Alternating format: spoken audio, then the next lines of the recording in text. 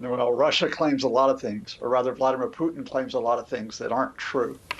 This is the eighth attack on Kyiv in May, and that seems like a lot of attacks. But here's the key statistic. Since the start of May, not a single Russian missile or attack drone has gotten through to hit a target. There have been fragments of downed missiles and drones that have set buildings on fire and that have injured people, including 3 injured today. But the air defenses of Ukraine, bolstered by assistance from international partners, are proving effective. And the number of missiles being fired by the Russians is diminishing. And perhaps most importantly, 6 of the missiles that were down today are hypersonic missiles, faster than the speed of sound, called Kinzhal missiles. Previously, it had been very difficult to down them. But now, because the Ukrainians have Patriot anti-air defenses, that's making it possible that even Russia's last roll of the dice is proving unsuccessful as we await anticipated Ukrainian counteroffensive this spring or summer. Yeah, and this air defense system that Ukraine now seems to have in place really is incredibly effective for what is really, as you point out, one of Russia's sort of only forms of attack at the moment, this constant barrage of missiles. There doesn't seem to be that much else Russia is doing. Well, what Russia has been trying to do, Bev, is for months, is to make some type of symbolic victory in the east, in what's called the Donbass region. And no doubt your viewers will know about the city of Bakhmut, which they've attacked for almost a year. But here's the latest on Bakhmut. Although Russia's mercenaries, the Wagner Group, hold most of the city center, Ukraine has counterattacked and taken territory to the north and the south within the past week. So even in the east, the Russian offensive is now on the back foot. You have units, entire units that have been decimated, including a brigade that lost 500 men only a couple of weeks ago. The Russians are running short of equipment. It doesn't mean that the Ukrainians are going to sweep through the east imminently, but it does mean that at this point, Vladimir Putin is behind the cover of the missile attacks. He's playing defense and just hoping against hope that he can break the will to support Ukraine before that counteroffensive is launched in the next few weeks or months. And that will seems still strong. We've seen Zelenskyy on this whirlwind European tour where he secured a lot of extra support. In particular, he started talking about this jet coalition. Now, we know he has wanted fighter jets for some time. What does he mean by this jet coalition? What does he want? Well, I think the Zelenskyy visit, which included 4 nations in 4 days, Italy, France, Germany, UK, it's sort of the headline grabber, which is we would like the most advanced fighter jets. Now, in fact, Ukraine has already been given Soviet-made MiG-29 fighter jets in recent weeks by Poland and Slovakia. But what the Ukrainians really want is the advanced US-made F-16s.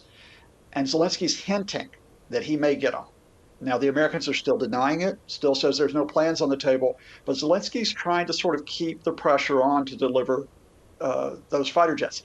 That said, I think at times we risk putting too much on the headline and missing the big story underneath, and that is the delivery of hundreds of armored vehicles, including dozens of tanks in recent weeks, logistics vehicles, supply vehicles, and really importantly, the UK committing to these Storm Shadow long-range missiles.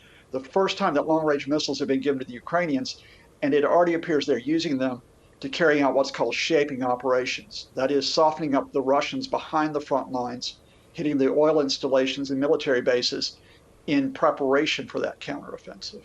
Yeah.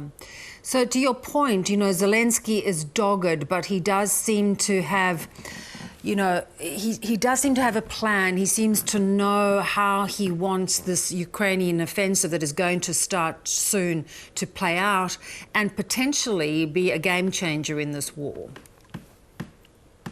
I think the Zelenskyy visit, which of course was there for PR for part, but I think behind closed doors, it was really setting up for the counteroffensive by giving, obviously not the time it's going to start, but general information to the Western European allies. I think that's necessary in terms of, all right, this is where your military assistance is going. This is where you're going to see the payoff in terms of Ukrainian operations this year. And it's important diplomatically. So, for example, when he went to France, he probably said to Emmanuel Macron politely, look, we don't want you to carry out any mission to Beijing, certainly not to Moscow or anywhere else, to preempt this offensive. As Zelensky said in Italy and in Germany, we're willing to negotiate, but only on our terms. And that means a full Russian withdrawal from occupied areas as a precondition, and giving Vladimir Putin a diplomatic off-ramp. No, that's not an option for Emmanuel Macron or anyone else at this point. Yeah, interesting. How do you think Putin is viewing this kind of support?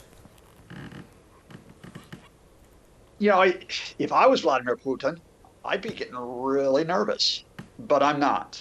And Vladimir Putin is a person who has been at the head of Russia for more than 20 years by always thinking he can win, always thinking he can succeed. I think there's a little bit of a suspension of reality here, but I think Putin will not give up on the battlefield. I don't think the idea that he will compromise is there. And I'm not sure he's going to compromise on the domestic front. So the other story to watch, beyond Zelensky and Ukraine, is the escalating fight between the Russian Defense Ministry and a man named Yevgeny Prigozhin, the head of the Russian mercenaries Wagner Group. Because guess what? Yevgeny Prigozhin said just a few days ago, Ukraine is winning and the Russian Defense Ministry is losing. So even within his own camp, Vladimir Putin's got a few problems. Yeah. Scott, appreciate you making sense of a lot of these developments for us. Thank you so much. Thank you, Bev. Have a great one.